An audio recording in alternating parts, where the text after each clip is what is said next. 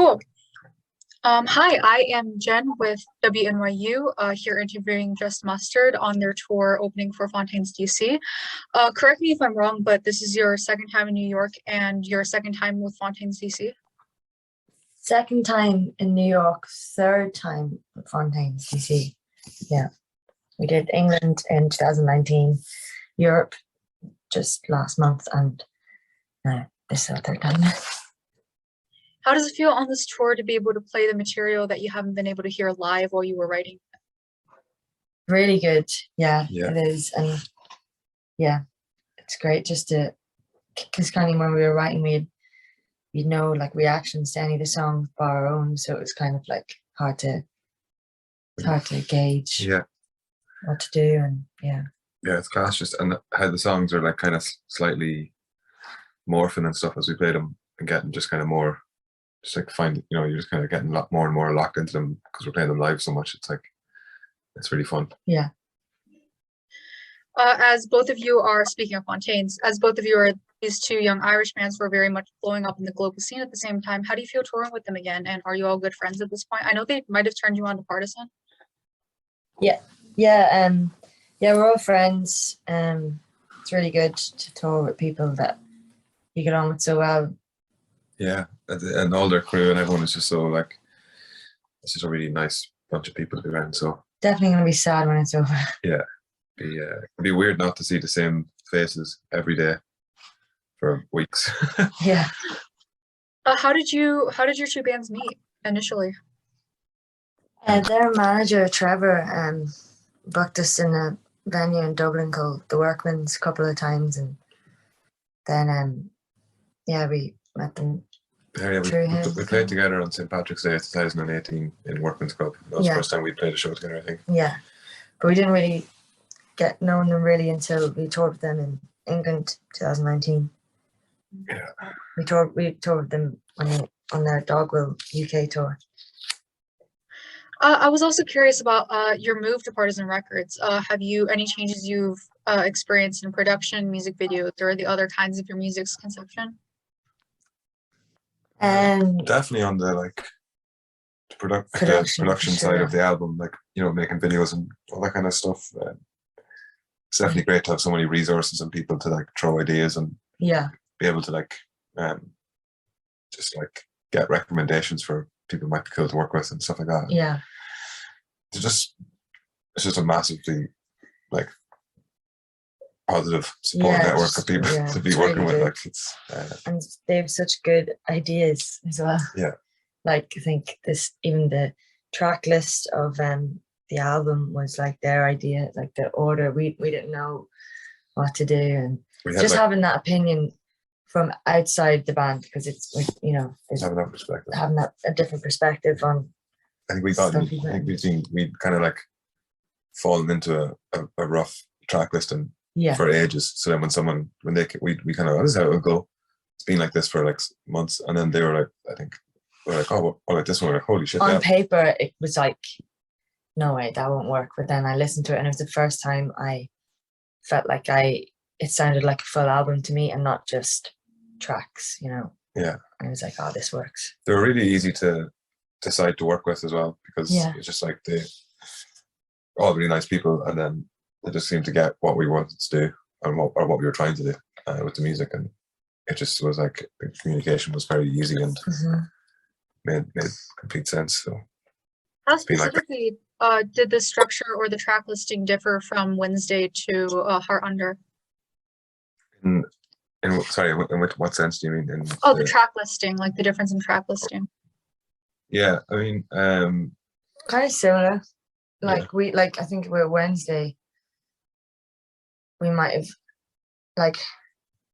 we had a strange song, like low, like like tennis. Oh yeah. Like in the middle.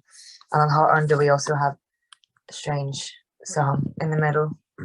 I think there's more of an open and close in the track list on this album, where it kind of opens into the album and then like kind of it comes to a close, whereas Wednesday does that to a bit, but it's more like you jump into the album. Yeah, I think it was like we wanted to put a song at the start of Wednesday that was like not what you'd kind of not even a song that was like a single or a leading kind of hooky track. It was like, Yeah. start with a weird one and then Yeah. see where it was kind of like but you jumped straight into the album, so it was different there. It was less of a, like, you weren't, I don't know. Yeah, I've had the pleasure of listening to Heart Under, and it does give me that impression immediately, and it's a fantastic record, by the way. There's a sort of underwater quality, dreamlike quality that translates very directly to your music videos, like Still in Mirrors from this round. What were some of the film inspirations for the imagery? For the still video was the director's idea. And we were like, as soon as we seen the idea, we were like, this is perfect. Yeah. And the Mirrors video was an idea I had. The only thing I can think of that was like maybe could have influenced the idea is the performance of Riverdance on Eurovision. It was like 90 or something like that. Yeah, because it has like, you know, like it's quite watery and dark and gloomy and stuff. Yeah. So I think that was a bit of a reference there. I love that performance. But what was some of the video? We had some like visual references in the mood board stuff. Was there anything in that? That was cool. no, I can't think of it. We actually had like a couple of mood boards that we kind of consistently were like working Like with. on like on Pinterest, or like what the kind of really? Yeah. We had them just like when we were writing, just generally to have like visual kind of cues and stuff, and then you made one for the lyrics, which was like that even further reinforced the visuals and stuff. Yeah.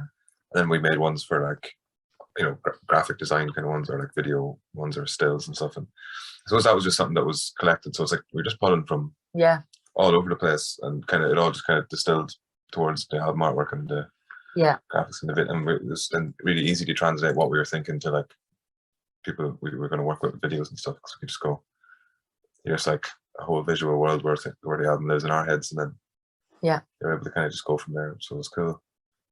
Out of curiosity, whose eye is it in the Still music video? It is It's an actor, isn't it? actor, yeah, the eye actor. Yeah. Yeah, fair play to her, because she had to sit there in front of like a screen this close for a couple of hours, like getting those shots. They just scout eye actors, or I'm not sure I actually. think she's a director anyway. Yeah, I think I had to be a friend of the director because to put them through that torture. Yeah, I was like, this got to be damaging to their eyes. Yeah. So, I wasn't though at all. Because like it kind of looks like it could have been effect, but it was all done like it was like there was a screen playing videos of me singing, and it was genuine reflections on the eye for the whole thing. yeah, I was wondering if it was all practical, but it is incredible that it was practical. What were some other films or just any non-musical influence as an inspiration for Heart Under? There's a couple of I really like Favorite, the score of The Favorite was. I remember when we went to see that, and we were like, we have to make a song like that. Yeah. And the space and dynamic, and that was a thing. Definitely. We're all massive like David Lynch. Well, no, I don't know if we're all, but myself and David are big David Lynch fans, and he would be a general influence across the board, like musically, like film, and also just attitude. Yeah. Funny you say that about the Favorite, because I've always associated you guys with like Yorgos Lanthimos, like the whole mood board effect of that. I wanted to ask, you're a band that seems to deeply value simplicity. I wanted to ask, do your lyrics for more instrumental in quality, or do you communicate like a simple meaning with them, or how do you approach your lyrics? I would usually start phonetically and, you know, just saying random stuff, but like I'd be writing at the same time, like, so I'd have like a book full of lyrics, potential lyrics that don't have a home yet, and then, you know, when we're writing music with the band, I'll be like just singing phonetics, and sometimes the phonetics I use end up inspiring the lyrics as well. That actually is, like, you know, you could say something random, but then you'd be like, it's actually kind of a cool lyric.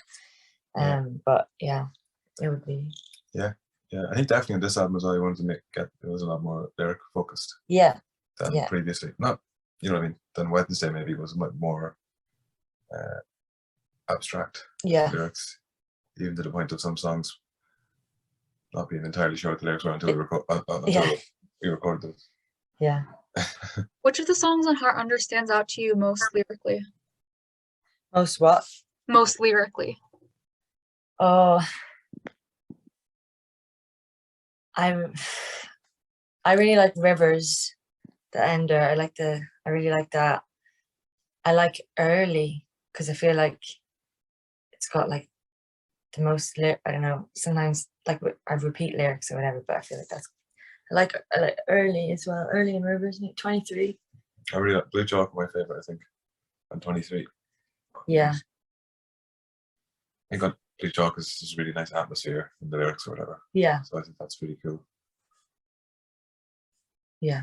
Katie, I'm also told that you're a chandler by your day job. Could you tell me some stories about that? Yeah. I actually I quit that. Retired. I'm retired. I'm a retired chandler now. I just quit at Christmas there to kind of do the band.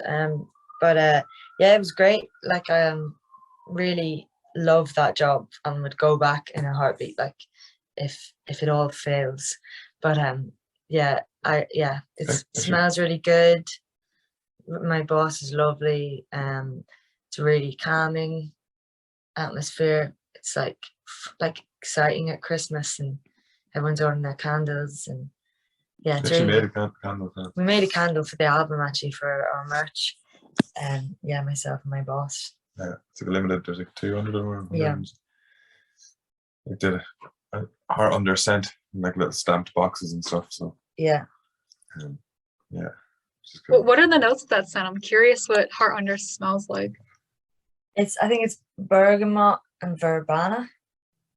I think that's what. Yeah, that is what it is. Yeah. Bergamot and verbena, but I'm just not sure if I'm pronouncing it right. So this is a bit rainy. It's like rainy, watery. Like it's autumn and yeah, it's like an autumn smell. Yeah. Like all the scents of the particular like candle company I work for are based off like natural scents. Like there's no like cookie dough or carrot cake or whatever. It's all like sort of earthly scents. So yeah, it's quite like an earthy, watery smell. Yeah, it's nice. Finally, Katie, David, do you guys have any recommendations for other bands from your Irish scene that you'd want to shout out or that we should keep an eye on? Yeah. Yeah. Elaine Malone, I think she's got an album coming out soon. Yeah. She's really good. She's playing with us on our Irish tour. She's an incredible voice. Cruel Sister. Yeah. Trick Mist. Junior Brother. Yeah. Yeah, it's a very flourishing scene at the minute. Yeah. You have played by the time this airs, but I'm so excited to see you guys tonight. I'm sure the show is going to be incredible. Thank you for joining me here today. Thank you. Yeah, thanks very much. Thanks for having us. Bye. All right.